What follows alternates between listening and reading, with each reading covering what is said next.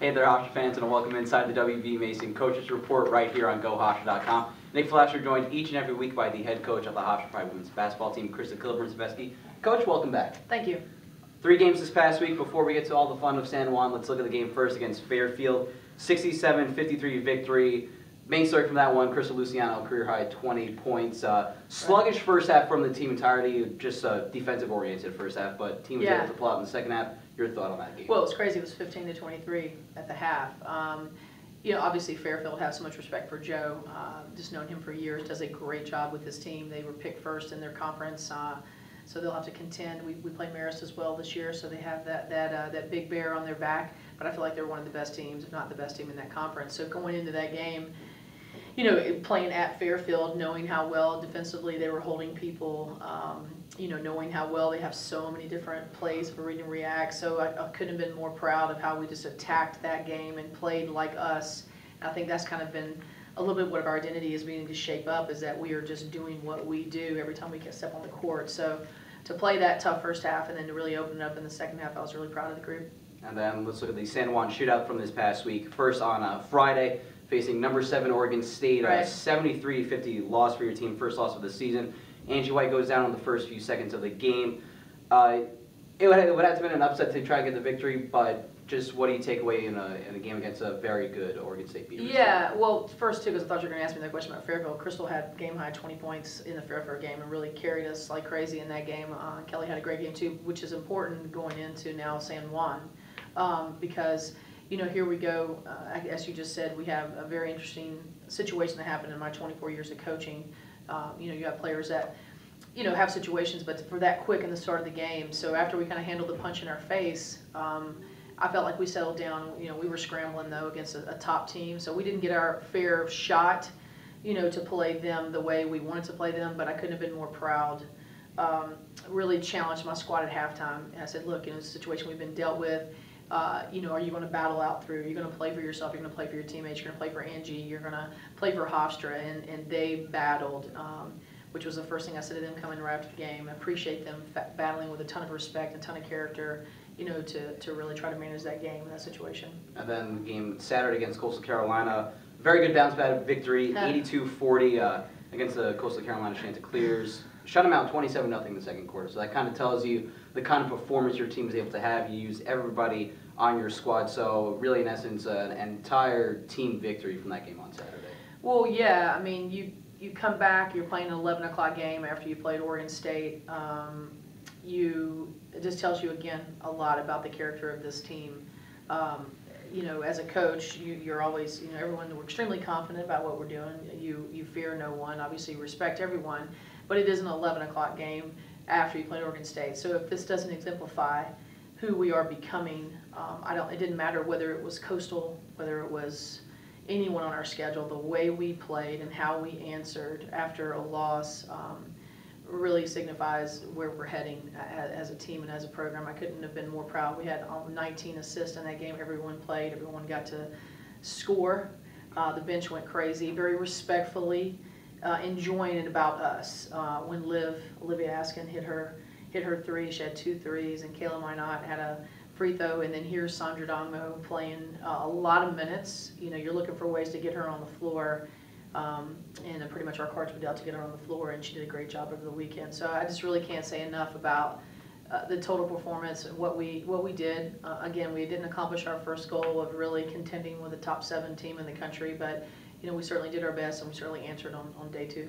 And you brought up Sandra Dongmo and really kind of thrown into the fire unexpectedly with the injury to Angie White. She plays most of the game against the likes of Oregon State, and then she gets the 12.6 boards against Coastal Carolina. So for Sandra, you mentioned you were impressed with it, but going forward, how do you think you think that kind of performance is going to accelerate her path into possibly being that starting 5 more often? Well, yeah, you know, you're always looking for ways. You know, the whole time in all these games we played so far, it's like I've got to get Sandra, and I've got to get her minutes. I got to get her minutes, and you know, Angie had a little slow start, so we've been trying to get her mojo back. She got her mojo back at Fairfield, and they gave us some time to get Angie in. I mean, to get Sandra in. So it's weird how things happen. You know, I'm a true believer that everything happens for a reason.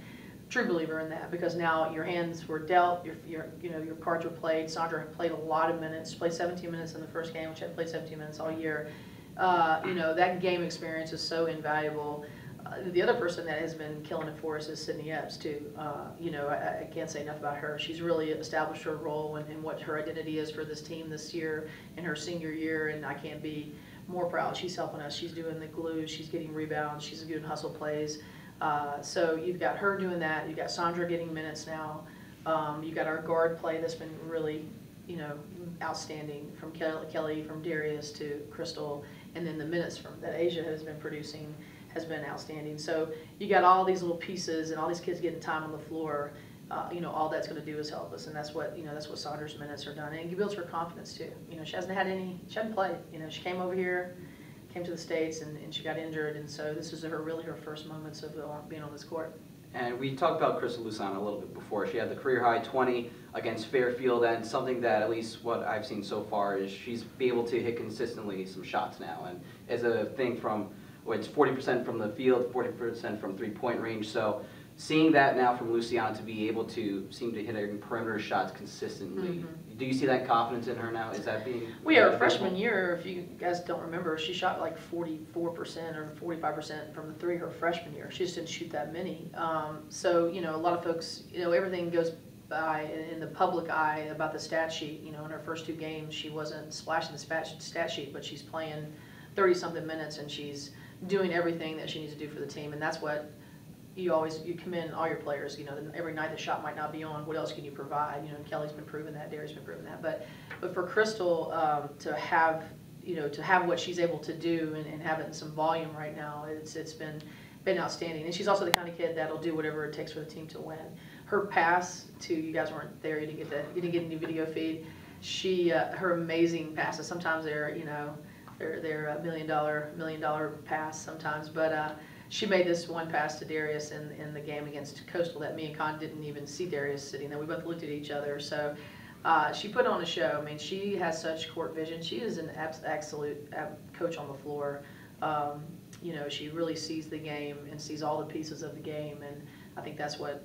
The shots are great, scoring, I love it, all that's great. I just love her. I love her leadership on the court, probably even the most, because she makes us run, so it's great. 2 games this coming week. First will be this Thursday. University at Buffalo comes here to Hofstra, a 7 p.m. game. 6-0 on the season, a team that went to the NIT last season. They lose a few pieces from last year, but, I mean, just from what they were able to return, one of the best defensive numbers-wise. They only get 46 points per game. Another tough challenge for your team is really the basic way to put it. Yeah, completely. I mean, they really just do wonders. I mean, watching them on film, they play like Felicia has them programmed. I mean, they play hard in every possession. They're going to challenge you in every rebound. They're going to push the tempo like crazy. They just have several kids from Australia, kids from a different part of the country, and they have obviously a really good guard, Smith, number 4, from Mississippi. So they, you know, they do what they do, and they're trying to find themselves being young. I mean, because they're young, so they're playing with no fear and they're playing hard. And then now they've got a lot of ammunition, you know, being 6-0 coming in here. So, you know, again, that same statement. Obviously, we respect everyone every second, and we know it's going to be a battle. So we just need to do what we do, and you know, and give them, you know, a piece of what Hofstra's all about. So I think that's what our goal will be, you know, during.